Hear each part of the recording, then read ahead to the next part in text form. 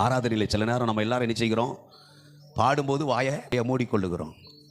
கைதட்ட வேண்டிய நேரத்தில் கையை கட்டி கொள்ளுகிறோம் இல்லையா?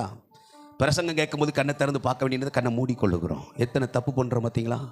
இந்த அவயவங்கள் தவறு செய்கிறது. நல்லா அயர்ந்த நித்திரை செய்வாங்க. எப்போ தெரியுமா? பிரசங்கம் ஸ்டார்ட் பண்ணவொன்னு ஆரம்பிக்கிறது.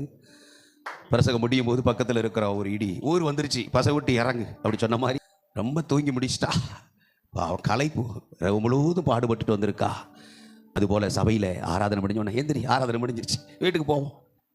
செவிகள் செவி கொடுத்து கேட்பதில்லை, கண்கள் வேதவசனத்தை நோக்கி பார்ப்பதில்லை. அல்லேலூயா. கைகள் இறைவனுடைய பாடல்களை கரங்கள் கொட்டி பாட முயல்வதில்லை. கால்கள் தேவனை ஆராதிப்பதற்கு, நடனமாடி துதிப்பதற்கு இடம் கொடுப்பதில்லை. தெய்வ பிள்ளைகளே, அவரால் சிருஷ்டித்து படைத்து உண்டாக்கப்பட்ட இந்த அவயவங்கள் அவருக்குரிய ஆயுதங்கள் என்பதை மறந்துவிடக்கூடாது.